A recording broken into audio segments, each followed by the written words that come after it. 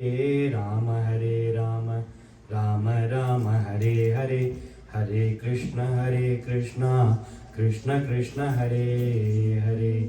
Kalaye Sundarakaram, Sadaika Priyadarshanam, Ajnana Nashakam Devam, Sadgurum Muralidharam, Murali Mandita Karakamalam, Munijana Mohanam, Vyatyastapadam, Vanamaladharinam, प्रेम भक्त मंडल नित्य कीर्तितं श्री प्रेमिक वरदं आश्रयेऽहं कृष्णाय वासुदेवाय देवकी नंदनाय च नंदगोपकुमाराय गोविंदाय नमो नमः कृष्णाय वासुदेवाय हरये परमात्मने प्रणतक्लेशनाशाय गोविंदाय नमो नमः नाम संकीर्तनं यस्य सर्वपापप्रणाशनं प्रणामो दुःखशमनः तं नमामि हरिं परं बुद्धिर्बलं यशोधैर्यं निर्भयत्वमरोगता अजाड्यं वाक्पटुत्वं च हनुमत्स्मरणात् भवेत्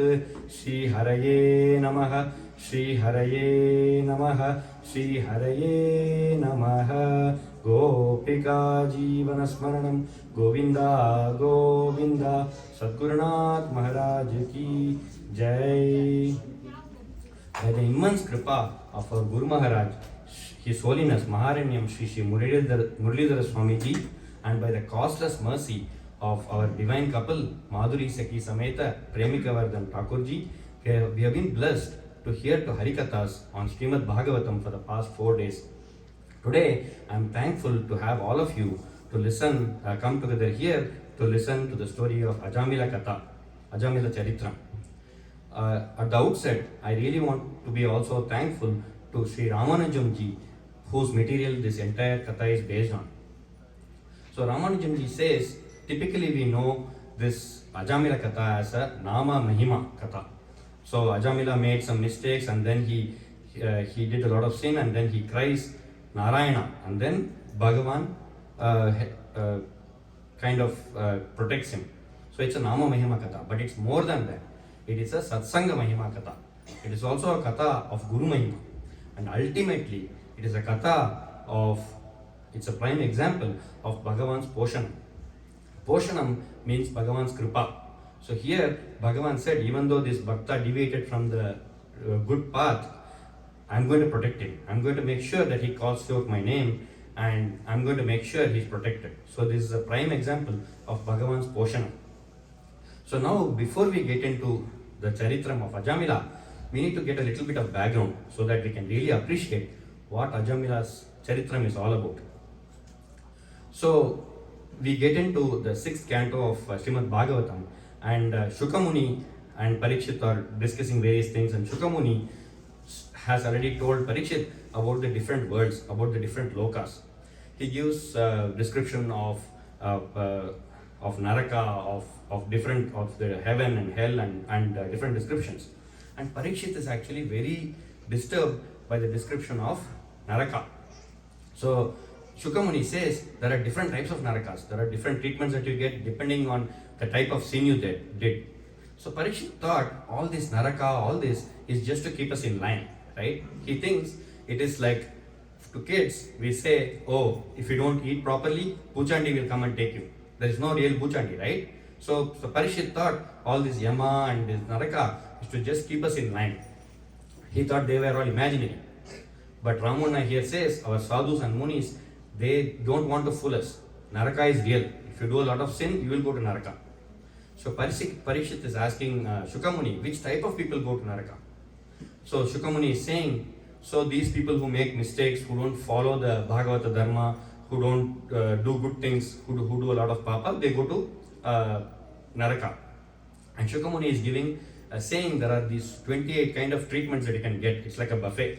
So in a buffet, when you go to eat, you get to choose. But here, Yamadharma Raja is the one who is choosing all the different treatments you get. It could be like rolling down from a hill. It could be getting diced, getting sliced, all that. So you are kind of the vegetable here. You are getting cut and diced based on the type of papa you have done.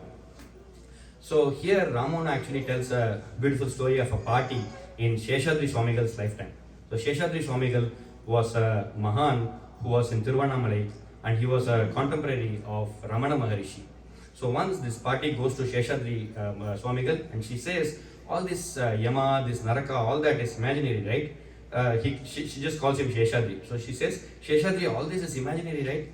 So he asks, and here Ramana says, when you go to a Mahan and ask questions, you have to be careful for what you ask for, because they may not just answer it, they may show it.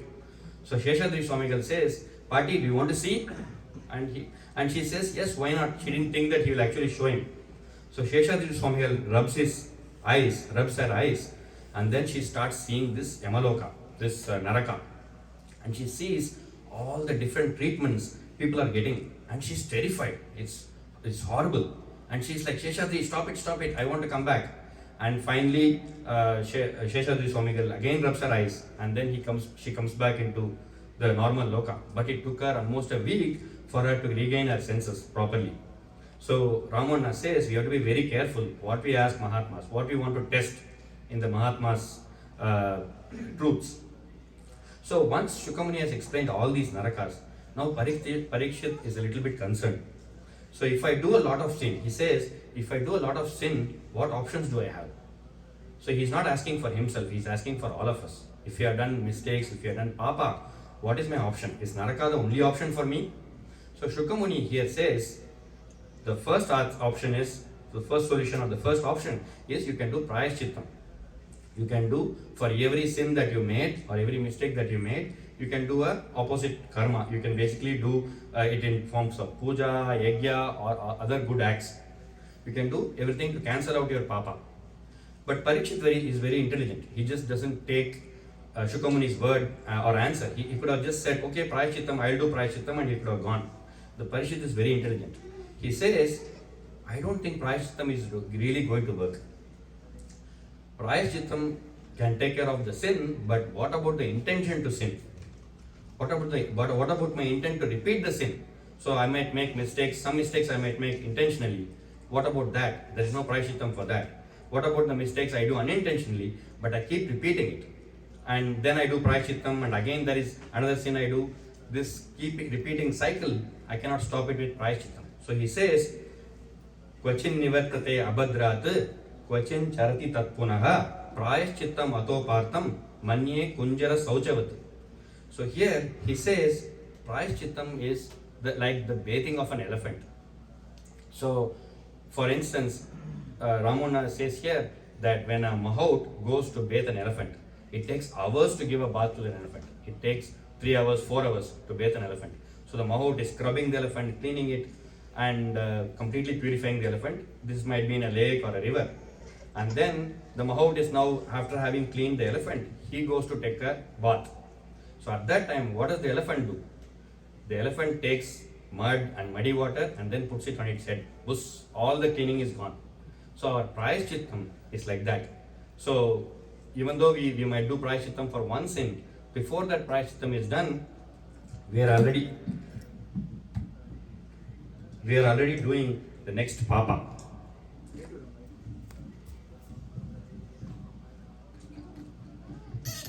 So Shukamuni says, yes, I agree with you, Parikshit. You are very intelligent. You asked the correct question. Prayashchittam actually won't work. And prayashchittam will only work if you have bhakti and prema. So we'll come back to that point later. So Shukamuni now says, let's go to the next point, next solution or next option. So the next option is, you can do tapasa, you can control your mind. He says, tapasa brahmacharyena, shamena cha damena cha, tyagena satya sauchabhyam, yamena niyamena cha. He says, let's look at the problem holistically. Why are you falling for sin, making mistakes in the first place, and let's cure that. So Ramana says, it is like today's doctors, when you go to the doctor with one problem, let's say you have blood pressure or something, they say, look at your whole lifestyle and modify your lifestyle. It's similar to that. You make lifestyle modification, then you can get rid of one problem that you have in your life. Similarly, to get rid of sin or to get rid of mistakes, then here Shukamuni is saying, you do tapasa brahmacharyena. He says you can do tapas. Tapas here doesn't just mean meditation. It is controlling all the senses, all the 5 senses. That is what tapas is. Control your eyes, control what you see with your eyes, control what you talk to others, what you hear, Control what you hear. So brahmacharya here again means conserving your senses. It does not necessarily mean just brahmacharya, following brahmacharyam. Here it means conserving your senses, conserve your mind, conserve your tongue. So even if you want to, let's say, I decide I don't want to eat sweets. It's not just controlling your tongue. You have to control your mind so that it tells the tongue not to eat sweets. So similarly, in order to conserve your senses, you have to control all of them. And here Ramana gives a few really good examples. He says, when you are angry with somebody, don't feed the anger. Ramana is particularly saying, don't gossip.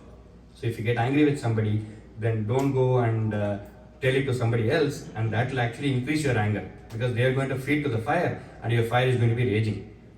So he says, just tell Krishna, I got angry this time. Let there not be any anger in me. And then Krishna will take care of it. Don't say, I will never get angry anymore. Don't say things like that, because it's not in your control. It's in Krishna's control. And similarly, Ramana says, don't gossip ever. Gossip feeds a lot of negativity. It's actually stealing a lot of your aradhana and all your kainkayas. So Ramana says, you are like this pot, you are like this big pot, and Krishna has filled this pot with Bhagavata Katha, with Nama Sankirtanam and all that, and by doing gossip, you are slowly draining it. So make sure you don't do that. And so here Shukamuni further says, Shamena cha damena cha. So that means control your body, your mind, control all your senses. And he says, Tyagena satya sauchabhyam. Here, Tyagam means not a sacrifice, not giving up things. Tyagam means growing your needs higher. So Tyaga here means growing your needs higher. So let's say you don't want to eat sweets. You should not say, even though I like sweets, I'm going to control myself. That is not what is Tyagam. Tyagam is getting away from the liking itself. So if you, Ramana says, if you get away from those alpa rasas that you have, you can then get Krishna rasa. You can get a taste for Krishna. So that's what you should be aiming for. So Shukamuni here further says, Tyagena satya sauchabhyam. He says, Bhagavan is satya swarupam. And so never lie. Not even for fun, don't lie.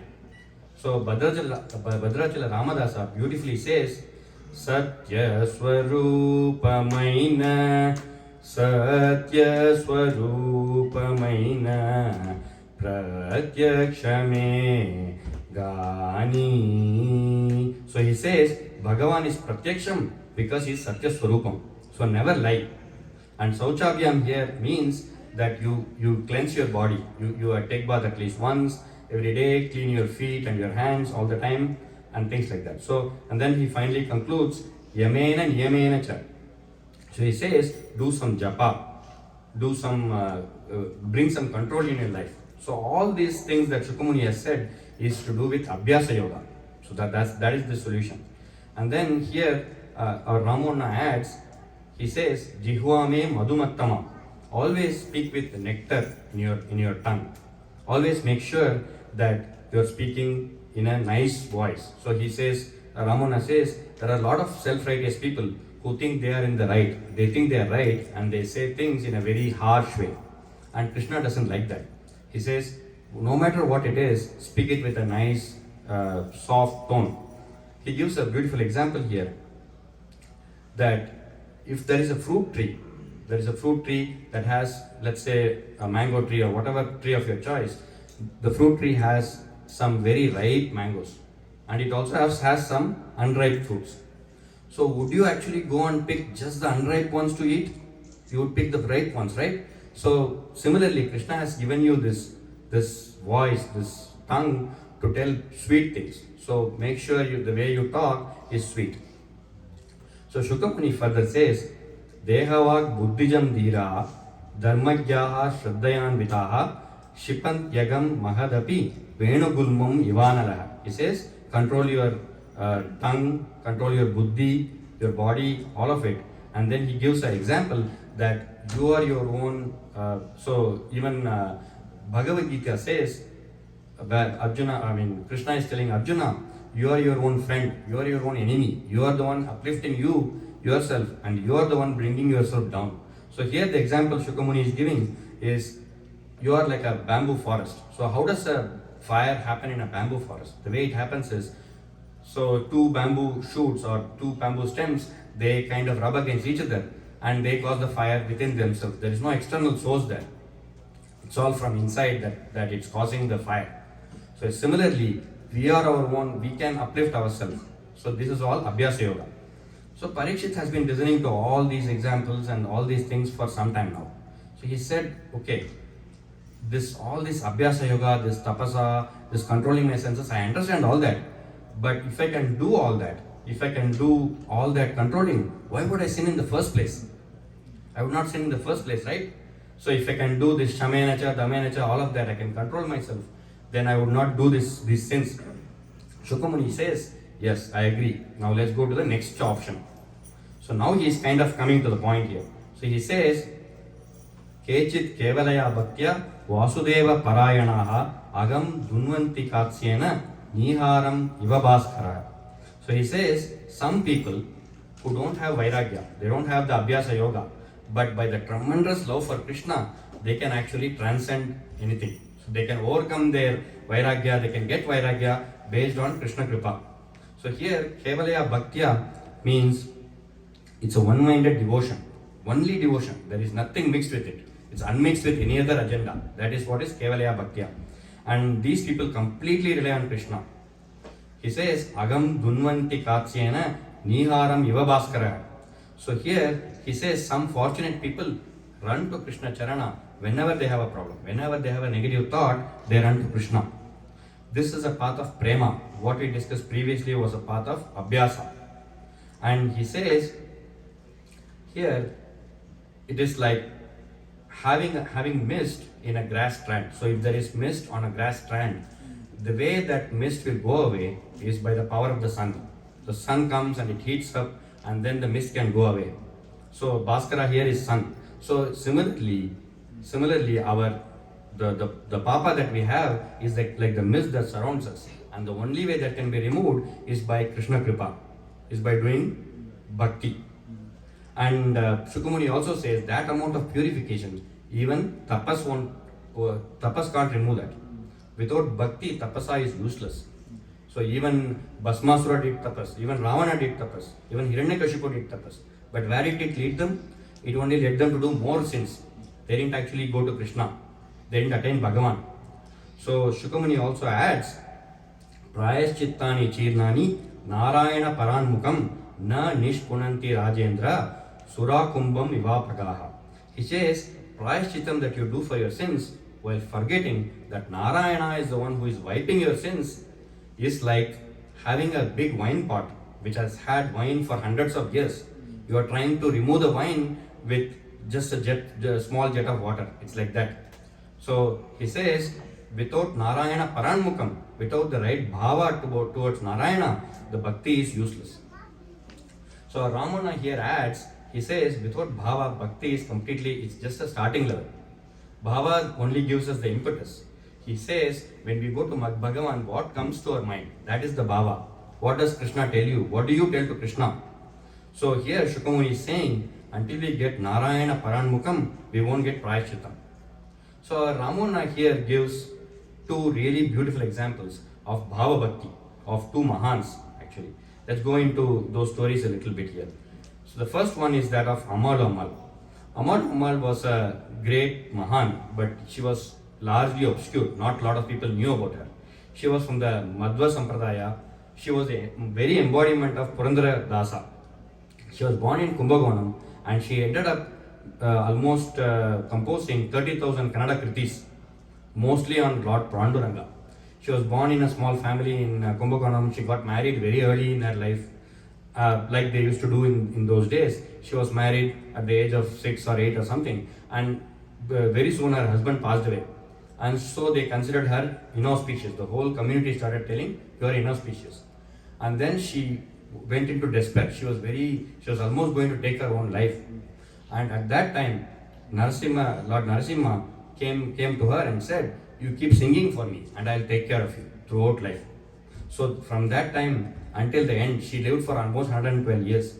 And she was composing songs and singing songs to Narasimha and to Panduranga from that time.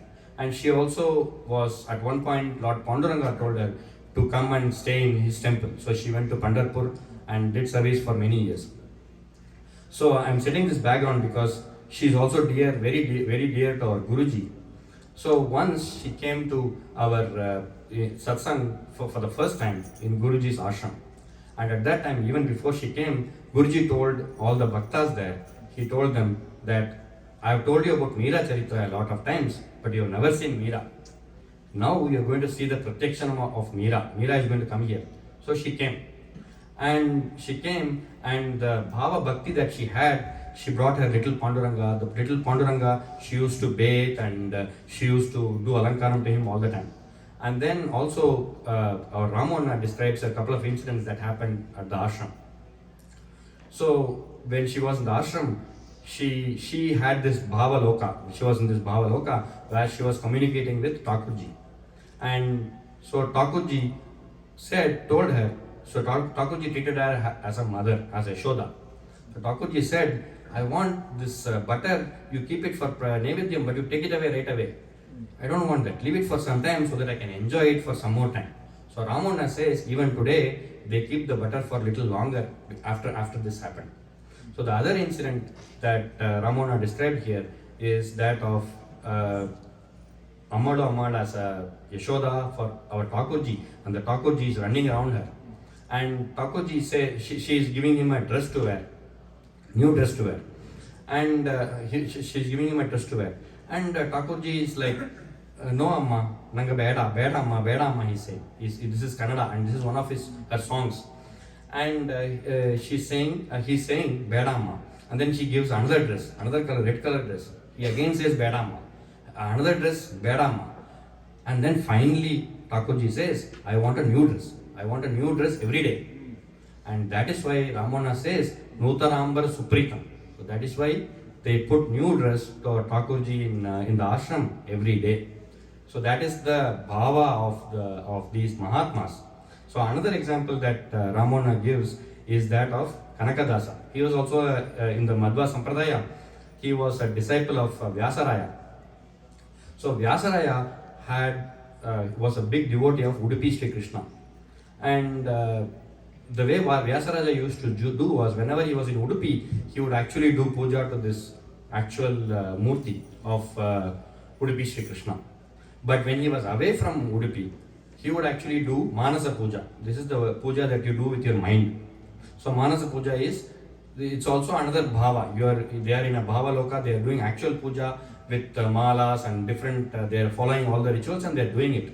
So Vyasaraya was in this small village and he was doing puja to the actual murti that is there in front of him, but he's also in his mind, he's doing puja to Udupi Sri Krishna. And when he was doing puja to Udupi Sri Krishna has this churning rod in his hand. And so he made this beautiful Tulsi Mala, and he was taking this Tulsi Mala and he was putting the Tulsi Mala on Udupi Sri Krishna in his Manasa Puja. And the Mala kept slipping out. It was not staying. It kept slipping out. And then he didn't know what to do. He finally finished the puja that he was doing in the temple. And there were all these pandits that are around. He asked the pandits, okay, I don't know why it was slipping. Does anybody know the answer? So they all say, we only know Shastra Jnana. We are not Bhavukas like you. You are a Bhavuka Bhakta. So we don't really know. So nobody knew the answer. So he kept thinking about it. But then from far away, there was this shepherd who was walking around. And he said, Swami, I know the answer. And then all these pandits, they are like, why are we calling this shepherd? Chi, po, don't come nearby. So they are telling him.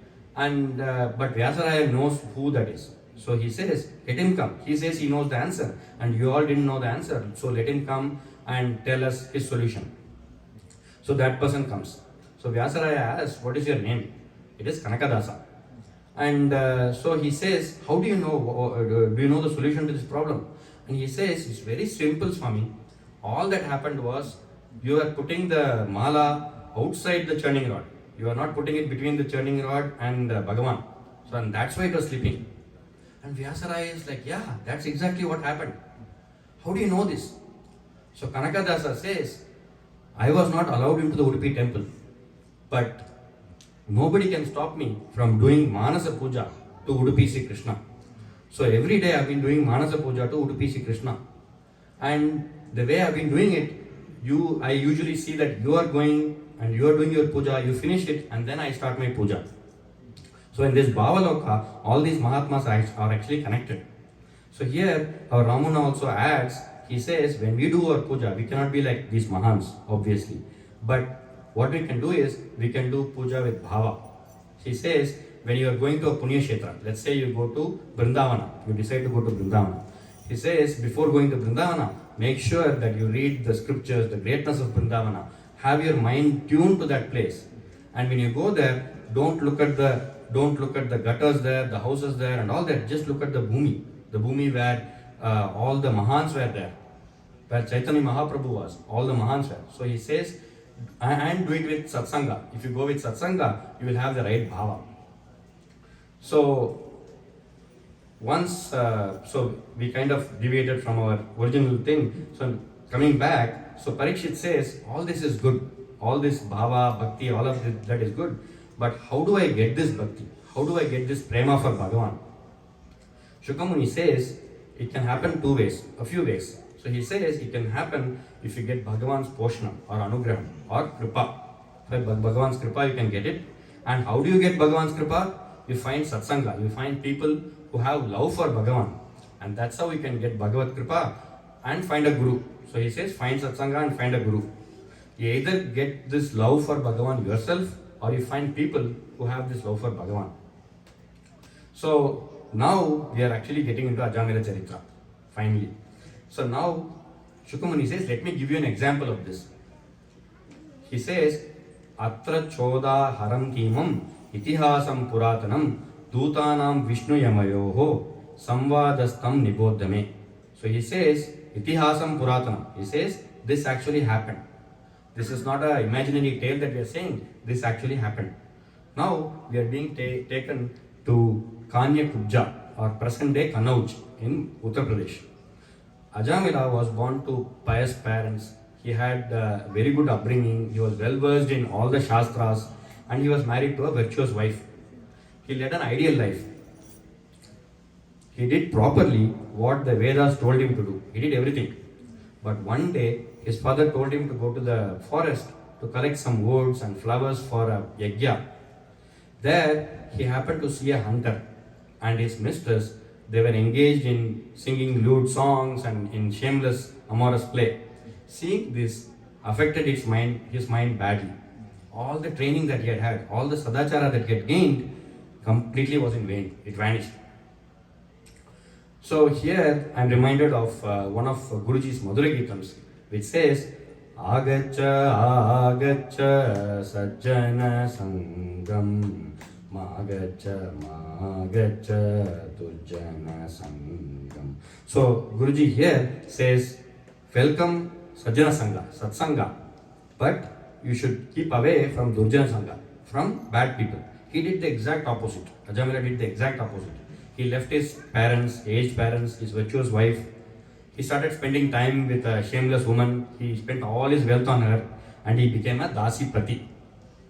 And our Guruji says here, also sings, Sajjana Sange Dharma Chintanam Durjana Sange Durbodhanam. So our Guruji says, Sajjana Sangam, if you have Sajjana Sangam, Satsanga, then you will be in Dharma Chintanam. You will be thinking about Dharma, dharmic thoughts. But if you are in Durjana Sangam with bad people, then you will do bad things. So because he was in this in this bad Sangam, he did all kinds of papa. He started kidnapping people, he started harassing people, he started killing people, all of that, all bad things he started doing. So with the Dasi, he had 10 children. So the first 9 children he named randomly. He said Joko, Pomo, all kinds of names. And then the last 10th child he named as Narayana. Why did he name him Narayana? It is all we can say is it was Krishna Kripa. So our Ramana says it is Karana Rahita Bhagavan Kripa. That's the only reason he named him Narayana. And Ajamila was completely attached to Narayana. So when he used to eat, when he used to sleep, he would say, Narayana, come sit near me. Narayana, do this. Narayana, do that. He was completely attached to him. He had a lot of love for Narayana. But fortunately, this child, the 10th child called Narayana, did not have any love for him. Was completely unattached to him. So no matter how much he called, he would not come. So here Ramana says, if he had been attached to him, then at the Antima Kala, he would not have actually called out Narayana's name, right? So Ramana says, Krishna made everything happen. He made Narayana, he made him name the 10th child as Narayana, and he made him unaffectionate to him, so that at the Antima Kala, he would call out to him.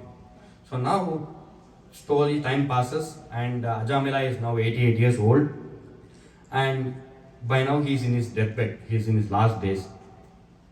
And he sees 3 Yamadutas come. They are like fearsome looking. They have this pointy hair, and they have large like teeth hanging out, and they have fearful countenances. They have long nails, and they are fearful looking in general. And then once Ajamila sees them, he realizes, he used to be a Bhagavata, right? So he realizes what's going on. He knows that he's going to be sent to Yamaloka. He's going to go to Naraka. He realizes that. And once he realizes that, he realizes that, and then he's looking outside in a small window that was there in his house. There is a broken window, and through that he can see that his son Narayana is there playing with his other brothers. He's shouting, and they are arguing and all that. So he's full of vivisham, he's afraid, and he shouts, Narayana. He says, Narayana. He's calling out his son Narayana. He says, Narayana. And then once he shouts Narayana, it actually shook the whole place. The Yamadutas are actually a little bit scared. They are shaken a little bit. The Yamadutas had actually come with this noose, this pasha, to remove his soul. They had brought a noose, and they were ready to remove his soul, and by shouting they got a little bit scared. And so Shukamuni here says, Dure Kridana Kasaktam Putram Narayana Ahvayam. So with a high pitch, in a high pitch, he called Narayana. And then the sound reverberated throughout the house, and it also reached all the way up to Vaikuntha. And Ramana says here a beautiful example. He says, you can only communicate with people if you have love. So here, even though he shouted Narayana, his son couldn't hear him at all. So Ramana says, if 2 people are in love, then they can be 5,000 miles apart, but they'll still be able to communicate with each other. But here, his son didn't have any love for him. So even though he was only a few meters away, he couldn't hear it. He couldn't hear the shouting that Ajamila had done. So the whole sound was reverberating in the house, and it went to Narayana. So at this point, there came a sound back. The reverberation came back.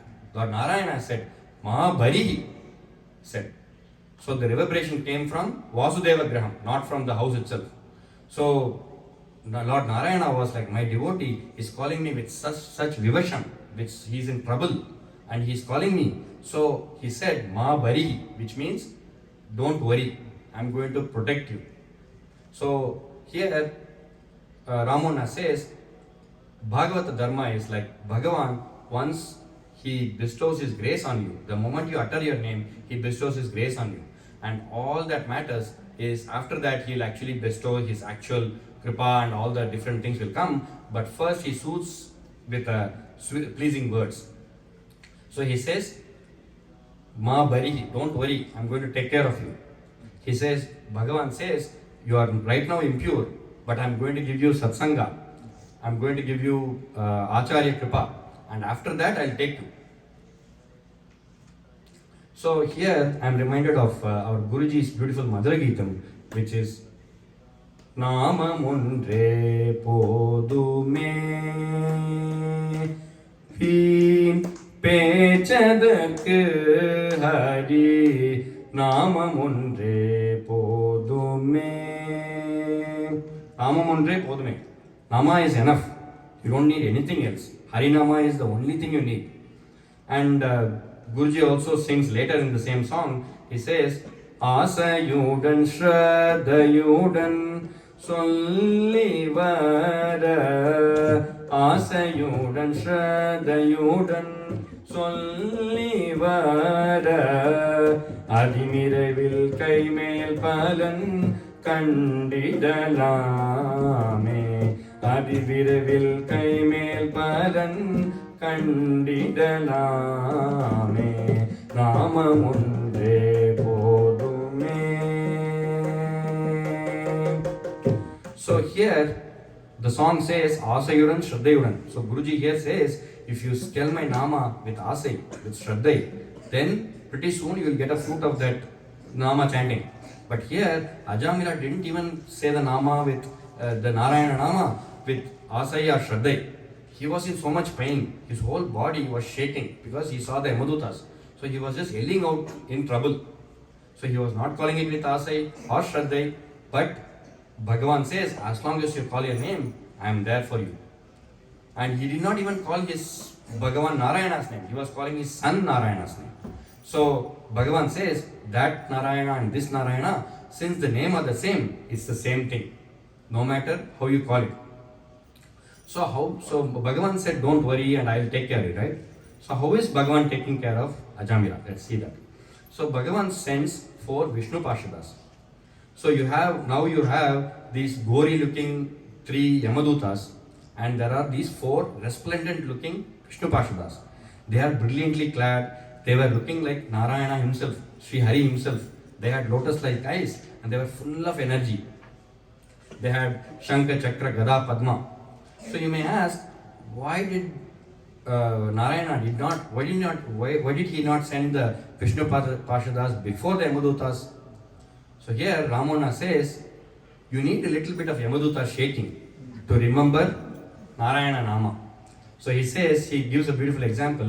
He says sometimes they take these full trees, big trees, and they transplant them to a new location, let's say to a park or a botanical garden.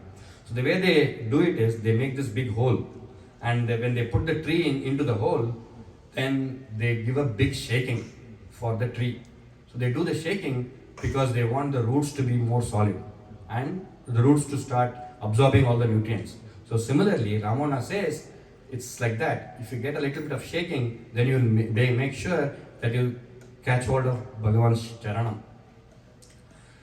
So in this case, Bhagavan made him do everything. Bhagavan made him name his son Narayana.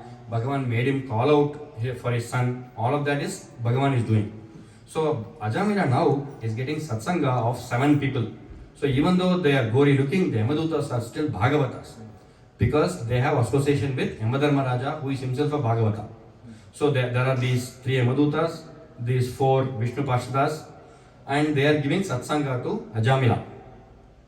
And here Ramana says, Parikshit had 7 days to listen to Bhagavata Katha. So he had 7 days of satsang. But here, Ajamila had only 1 day, not even a day, he had only a few seconds to live. So he is getting satsanga of 7 people. So it's all the same. So now the Yamadutas had been very busy pulling Ajamila's prana out, and as soon as these Vishnu Parshadas came, as soon as he yelled out the name, their noose broke. The rope that they were using to pull his prana out, that broke. And they are like, at that point they see there are these other 4 very nice looking Vishnu Parshadas there. They finally realize that they are there. And so they ask them, who are you all? What are you doing here? You don't look like you are from our kingdom. You look like Gandharvas or Siddhas or Charanas. Who are you? And what are you doing here? You look like foreigners to us. So Vishnu Parshadas say, we don't really have time for introductions. Right away they go to the point. They are asking, what has Ajamila done? What is your dharma? What is your pramana for punishing Ajamila? What are the things he has done wrong, and what is the punishment you have decided? So Ramana here jokingly says, it's like being in a court, and Vishnu Parshadas are asking, which code of the Indian penal system you are charging him under? What are your witnesses? Who are your witnesses? And what are you going to do with him? What is his punishment? So here, the prosecutors or the Yamadutas, Yamadharma Raja is the ultimate supreme judge, and Ajamila is like the defendant, and he is being defended by the Vishnu Parshadas. So the Yamadutas reply the Yamadutas now reply, let me tell it to you in a language you will understand. So Vedas are our pramana. That is the basis. Vedas are our basis, and Veda is Lord Narayana himself. And the Vedas, if the Vedas say you do a certain thing and you will get papa, and you do that, you will get papa. Sorry, if the Vedas say do certain thing and you get punya, and you do that, you will get punya. If the Vedas say don't do something, but you still do it, you will get papa. That is very simple. And in this case, it's very simple.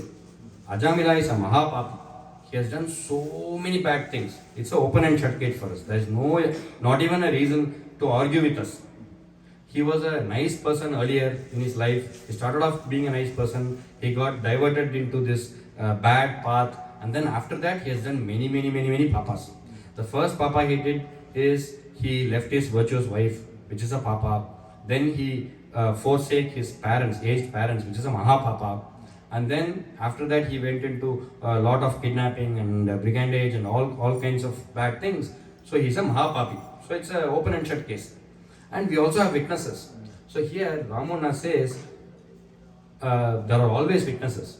Don't think that if you make a mistake there are no witnesses. At least, at the very least, there is Vayu Bhagavan all around you. There is air and wind all around you who is watching. And there is Surya Bhagavan who is watching. There is Chandra Bhagavan, the moon, that is watching.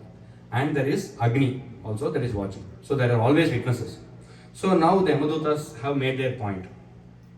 So based on all these and based on the witnesses, we are now going to take him to Yamaloka. And the Yamadharmaraja will decide based on all his sins, he is going to decide the punishment. So here Ramana says, Yatra dandeti shuddhyati. So the dandam, the punishment, will be consistent with the amount of papa he has done. It's similar to like a metal plating process, where they put the metal, the amount of rust that is in the metal, they have to put it into a caustic soda, then boil it, then heat it, all that.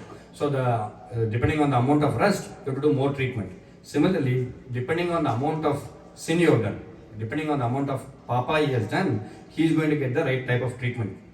So the Yamadutas have now made their point. So now the Vishnu Parshadas say, you three people, you say you are the guardians of Dharma. But it is a pity that you have not fully considered the laws of Dharma, because Ajamila has already done prayachittam for all his sins. The Yamadutas are completely stunned. They are like, we followed the law to the letter. We looked at all his past history and he has done all these papa. He hasn't done any good thing. Did he actually go to Rameshwaram or something or Kashi that we didn't know about? So they are wondering. And the Vishnu Parshadas say, no, he did prayachittam after you came, after you arrived. He uttered the 4-syllabled word, Narayana, and all his sins were washed away. The Yamadutas are asking, all his sins washed away? How can that be? Just by uttering a name, how can all his papa go away? So the Vishnu Parshadas say, he uttered the name at the last moment of his life, and he cannot really do any more papa, right? So he must not be punished. All his papa is gone. The Yamadutas have one more counter argument. Now they are saying, so he actually didn't call that Narayana, Lord Narayana. He was just calling his son Narayana. So you should not take that into account. But the Vishnu Parshadas say, our Bhagavan does not work like that. You may think that, but our Bhagavan thinks, if you call him mistakenly, indirectly, directly, or whichever way you chant his name, Bhagavan considers this to be Nama Sankirtanam. So here, Srimad Bhagavatam says, Sanketyam Parihasyam Va, Stobam Helanam Eva Va, Vaikunta Nama Grahanam, Asheshagar Haram Viduhu. So here it says, if one chants the holy name, jokingly, in jest, indirectly, as a musical entertainment, or even neglectfully, all their papa will be erased. So now the Yamadutas have exhausted all their arguments. They don't know what to do. They are left holding with this broken noose that they brought. And so they start going back to Yamaloka. So they go back to Yamaloka. There is Yamadharmaraja is there, and he's pacing back and forth. He is very worried. I sent these 3 Yamadutas to bring back Ajamila. I don't see Ajamila. Where are these people? And they finally go back with their heads hanging down. And he asks them, where is this Ajamila? They say, when we went there, he shouted. Obviously, seeing the three of your faces, anybody will shout. They say, no, he didn't just shout. He said, Narayana. And when he said Narayana, we were thrown back by this superior energy. And the four people who came, they told us that by uttering the word Narayana, Ajamila was completely purified. Is that the law? We didn't know. We thought you were the supreme judge. We thought it was all your jurisdiction. Now, Yamadharma Raja bows his head. He is a great Bhagavata. He bows his head and he says, can you repeat what he said? So they say, Narayana. And he's like, oh, I haven't heard this word in a long time. It's nice to hear it in Yamaloka. And he says, Lord Hari is actually above us. So our jurisdiction ends with people who don't do Nama Sankirtan, who don't follow Bhagavata Kathas. So it ends there. And his jurisdiction starts there. So it is right. So once he said the holy name, at that point, he is completely purified. So meanwhile, while all of this is happening, Ajamila realizes, he realizes how bad he has been. He says, listening to all these Vishnu Parshadas talk about the greatness of Nama, that completely transformed him. Getting satsanga from these 7 sadhus, it's actually 7 gurus. He got 7 gurus. He had satsanga with 7 gurus. And he realizes, what a sinner I was. What and all I did. And in spite of it, I am able to tell Narayana Nama in the last seconds of my life. How is that possible?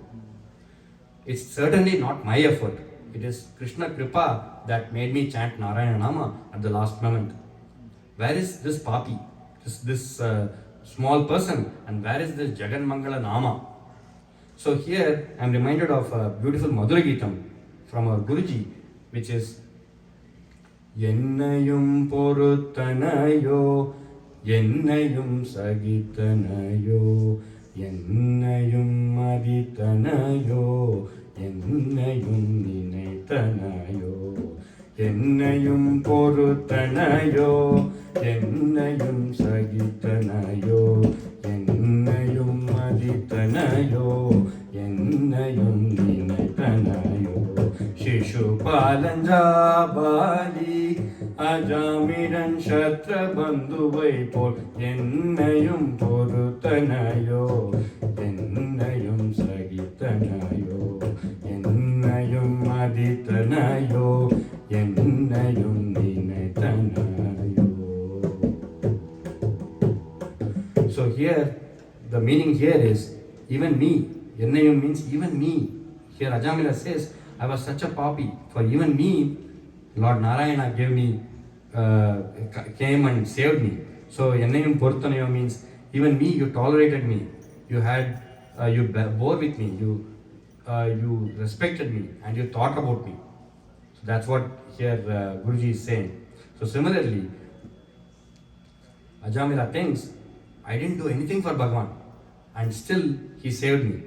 And Bhagavan here and Ramona here says, Bhagavan accepted Ajamila in toto. He didn't say, he didn't tell Ajamila, only if you become a Dharmatma, then I'll take you. He didn't say that. He didn't say, that's when I'll give you Kripa. He didn't say that. He said, you are already a Dharmatma. Don't worry. So that's, here Ramona says, that's how our get the Bhagavan Kripa, and then that makes you purified over time. Bhagavan does not wait for you to become pure and then give you a Kripa. So once this happened, all the 7, he has got satsanga, and all the 7 people have disappeared. And now Ajamila got up. He realizes his mistakes, right? So he got up and he's like, I should not take advantage of this situation. I want to be a real Dharmatma now. And I want to serve Hari. So he goes to Haridwara. Haridwara is not very far from Kanauj. And for 10 months, day in and day out, he did bhajana, he did nama. He was crying out Bhagavan's name. He says, Bhagavan, Ivudo Kripaya. And when his last day came, the Vishnu Parshadas came again. This time, Bhagavan was ready. Because first, Bhagavan gave him nama, then he gave him satsanga and Guru Kripa, and now he is ready to take him. So he came and he took away Ajamila. And so Ramona says, this is Bhagavata Dharma for you. It sees everything that happens as an effect of Kripa. Because if you look at what you were before and what you are now, you can see a change. Is it because of me? No, it's because of it's not because of what I was, it is just because of Bhagavat Kripa. And Ramon also says there is a difference between sadhana and kripa. Kripa means kripa doesn't mean we don't make efforts. In sadhana, you make the effort and then you see the result. You see things changing over time. But with kripa happens first and then you change over time. You get purified over time. So, Ramana says Guru Kripa and Hari Kripa are the same.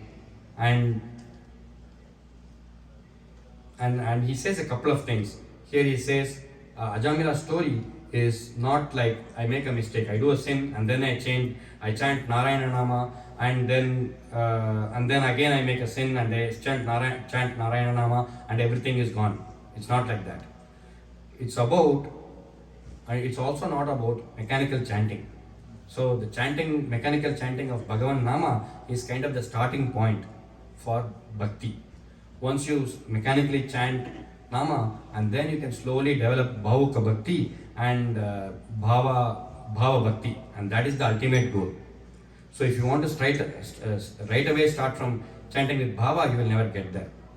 So I will end the Harikatha with a sloka from Srimad Bhagavatam. This is the last sloka of Srimad Bhagavatam. It says, Nama Sankirtanam Yasya Sarva Papa Pranashanam Pranamo Dukkha Shamanah Tam Namami Harim Param. So it says, if you prostrate onto Hari, if you pray to Hari, if you do Nama Sankirtanam, then all your sins will get over. All your sadness will be gone.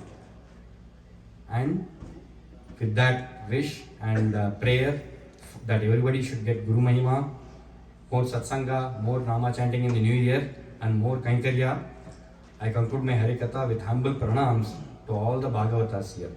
Gopika Jeevanasmaranam Govinda Govinda Sadgurunath Maharaj Ki Jai.